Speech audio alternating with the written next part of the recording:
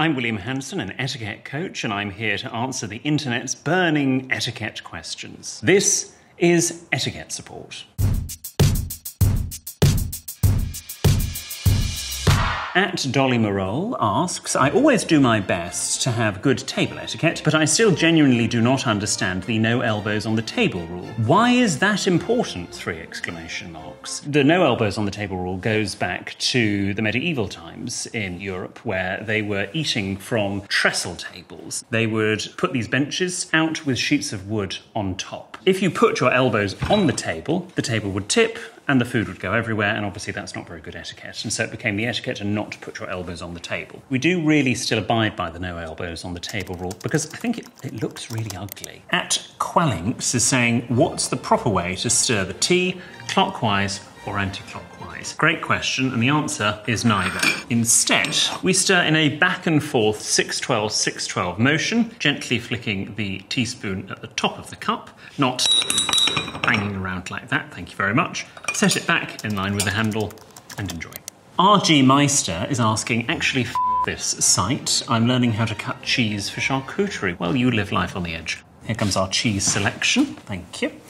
You don't want to take the best bit of the cheese for yourself. And the best bit of the cheeses that are made in the round, is the nose of the cheese. And on this blue cheese here, that would be this bit. So we wouldn't cut like so, because you'd be taking the creamiest bit for yourself, and that's not good manners. Instead, we are going to cut down, keeping the original shape, and then we would place that cheese on our individual plate. We have a question now from Joe P.E. Haley. How do you eat your peas? Excellent question. Cue the peas.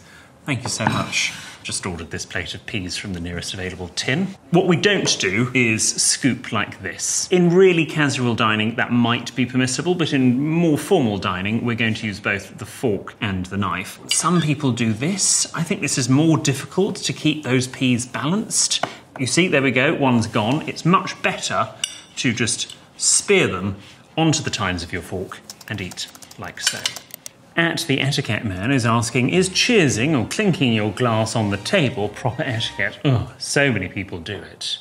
But it's not actually correct. In formal dining, you're drinking from fine glassware that's expensively made, and if you do start smashing your glasses together, you're going to hear the clink of glass all over the floor, and that'll somewhat ruin the meal. We have a tweet from @Shelley Leahy. No, but why should we care about etiquette? Like who the f cares about which fork goes where? Why does it matter? They've put in block capitals.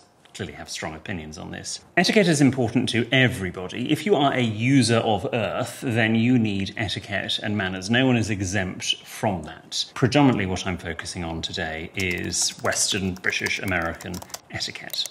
At Droovy Modi 10 is saying, who even decides table etiquette? Like I'll keep the fork however I want, without giving some secret message on whether I like the food or not. Okay, so there is some etiquette fake news that does the rounds on social media. There is a graphic showing the different positions to put your cutlery in based on whether you liked the food or not, whether you're ready for a second plate. It's a load of rubbish. The only positions you put your cutlery in when they're not being held in your hand is to indicate that you are resting or if you are finished. When we're resting, the cutlery goes like so. When we're finished, in Britain, we would put the cutlery together, but in other parts of the world, that might be at a slight angle, and in France, the fork might be turned over. That is what the waiting staff are looking for. At Wasim NYC is asking, is it ever okay to interrupt someone in a conversation? Short answer, no. And if it is okay, which it isn't, when is it an appropriate time? I mean, look, if they're on fire, then you might perhaps need to say, can I just stop you there?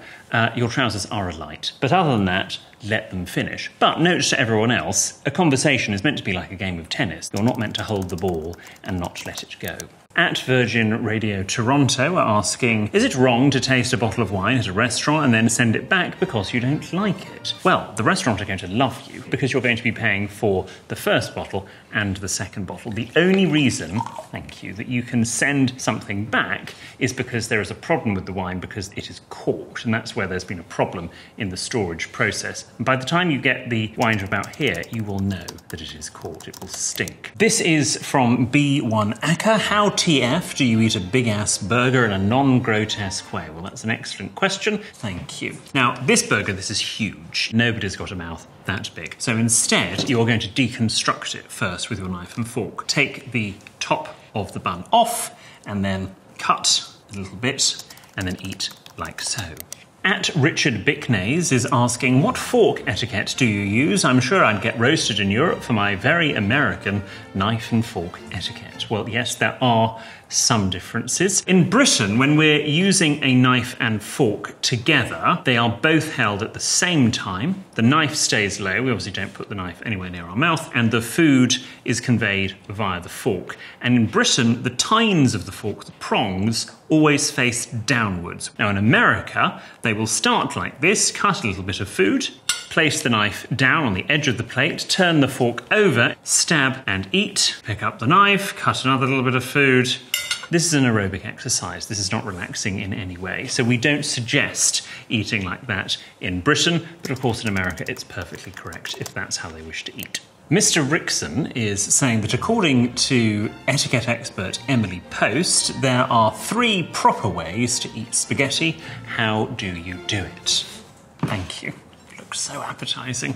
Well, Emily Post wrote her book in America at the turn of the 20th century. Now, I don't know about the etiquette back then, but I don't think there were 3 ways to eat spaghetti. But today, there is only one way. You are not going to cut your pasta. It's very bad form. It is just eaten with the fork upturned in the dominant hand. And you go in from the edge of your spaghetti, twist and make a neat little parcel, and then eat like so.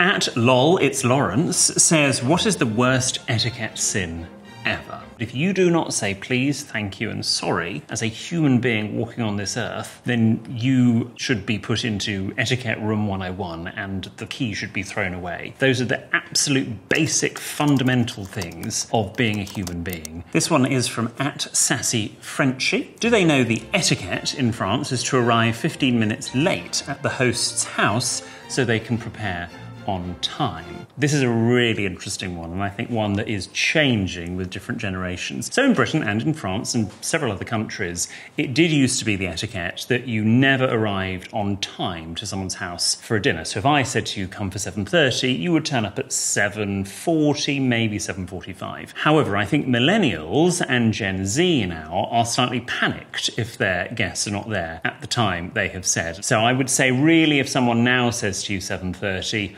probably go for 7:35. As a host, it's really nice to have those 10-15 minutes just to have a breather, do those final preparations, have a gin and tonic. And generally the friends that don't get the 10 to 15 minute late rule are generally the ones that don't host. At K. Habe is asking, I'm absolutely shocked that so many people think it's shitty to recline your airplane seat. That's why it's there, so you can recline. I've never not reclined my seat. My seat stays reclined. Always. Well, I think the cabin crew have got something to say at takeoff and landing about that, because you're not meant to have it reclined then.